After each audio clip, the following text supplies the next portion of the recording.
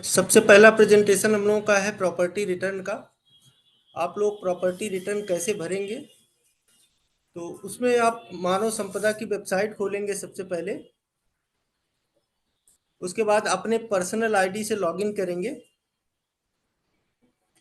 जैसे ही आप लॉगिन करेंगे तो उसमें पहला ऑप्शन आपको प्रदर्शित होगा जनरल ऑप्शन। जनरल में जब आप जाएंगे तो चौथा ऑप्शन आपको मिलेगा प्रॉपर्टी रिटर्न। उसमें आपको पहला ऑप्शन मिलेगा इमूवेबल प्रॉपर्टी रिटर्न और दूसरा मूवेबल प्रॉपर्टी रिटर्न। तो अगर आपको अचल संपत्ति का विवरण भरना है तो आप इमूवेबल प्रॉपर्टी में भरेंगे, और चल संपत्ति का विवरण भरना है तो मूवेबल प्रॉपर्टी रिटर्न में भरेंगे। और यदि आपके पास अचल संपत्ति नहीं है या चल संपत्ति नहीं है तो उसका भी डिक्लेरेशन आपको करना है। वो नो मूवेबल प्रॉपर्टी अगर आपको डिक्लेरेशन करना है तो नो मूवेबल प्रॉपर्टी में जाके डिक्लेयर करेंगे, और मूवेबल प्रॉपर्टी का डिक्लेरेशन करना है तो नो मूवेबल प्रॉपर्टी में डिक्लेयर करेंगे। उसके बाद जब आप डिक्लेरेशन कर देंगे और इमूवेबल प्रॉपर्टी या मूवेबल प्रॉपर्टी को भर देंगे तो उसके बाद आप पांचवें ऑप्शन से आप उसका प्रिंट निकाल सकते हैं, view and print property return option से।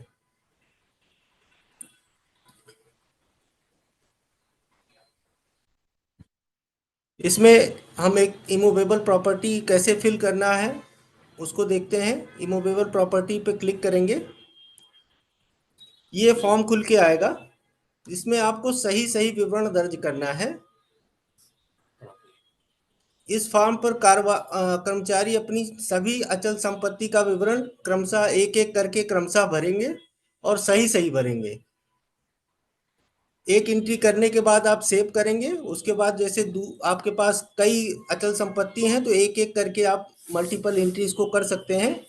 जब आपकी सारी अचल संपत्तियों का विवरण दर्ज कर लिए उसके बाद ही आप लॉक पे क्लिक करेंगे, क्योंकि ये लॉक होने के बाद इसका करेक्शन किसी भी स्तर से संभव नहीं है, इसलिए इसको ध्यान से ही भरेंगे। जब फाइनल आप सेव कर लें, मिलान कर लें, उसके बाद ही फाइनल लॉक पे क्लिक करेंगे।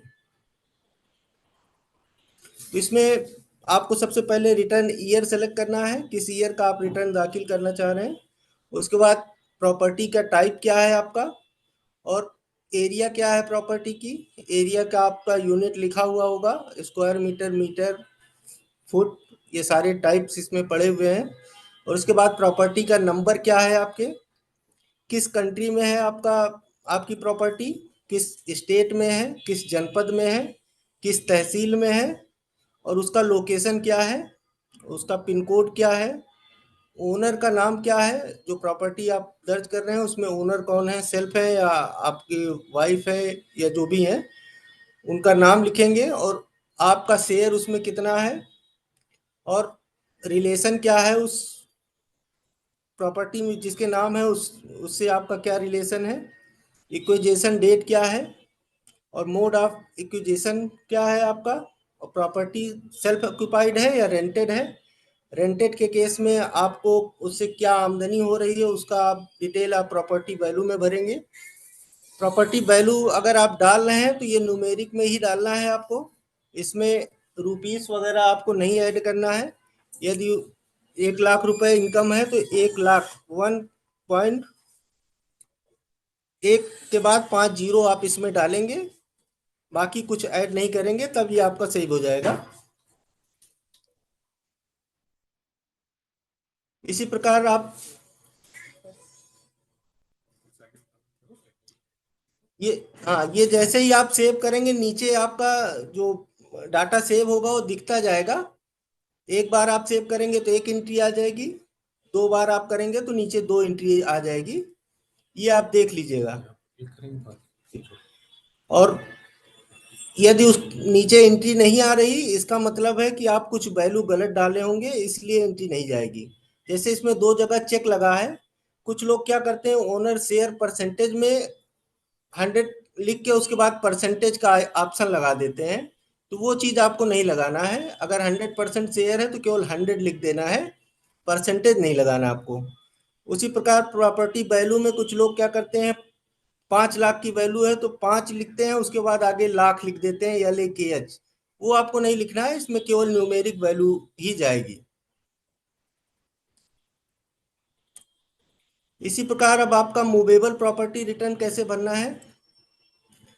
मूवेबल प्रॉपर्टी में भी आपको रिटर्न ईयर दिखेगा, आर्टिकल के टाइप में आपको दिखेगा आपका क्या है, गोल्ड है या शेयर है या इन्वेस्टमेंट, 3 ऑप्शन आएंगे आपको, उसमें से जो आपको फिल करना है वो सिलेक्ट कर लीजिए। और उसके बाद डिस्क्रिप्शन में आपको जो भी लिखना है उसमें डिटेल लिख सकते हैं। आपने वो शेयर कब खरीदा उसका परचेज डेट डाल देंगे। मोड ऑफ एक्विजिशन क्या था वो ड्रॉप डाउन में आपको मिलेगा। उस शेयर की वैल्यू क्या है वो डाल देंगे, और रिमार्क में आपको कुछ भी लिखना है वो आप रिमार्क में लिख सकते हैं। इसको भी आप मल्टीपल एंट्री कर सकते हैं, एक एक करके मल्टीपल, जितने आपके शेयर हैं या जितने आपके गोल्ड हैं वो आप एंट्री करके उसके बाद फाइनल लॉक करेंगे। जब आपकी डिक्लेरेशन हो जाए और एंट्री हो जाए तो आप व्यू प्रिंट प्रॉपर्टी रिपोर्ट के माध्यम से आप अपना रिपोर्ट देख सकते हैं। इसमें रिटर्न ईयर आप सिलेक्ट करेंगे और सबमिट कर देंगे तो इस प्रकार की आपको रिपोर्ट मिल जाएगी। यदि आपके पास प्रॉपर्टी है तो उसकी डिटेल मिलेगी, यदि आपके पास प्रॉपर्टी नहीं है तो डिक्लेरेशन आपने किया होगा तो इस तरह का डिक्लेरेशन आपको मिल जाएगा। जैसे इस प्रिंट में दिख रहा है इन्होंने मूवेबल प्रॉपर्टी भरा है, लेकिन इमूवेबल प्रॉपर्टी में इन्होंने डिक्लेयर किया है कि मेरे पास कोई अचल संपत्ति नहीं है। तो इस प्रकार से आप अपनी प्रॉपर्टी का रिटर्न दाखिल कर सकते हैं।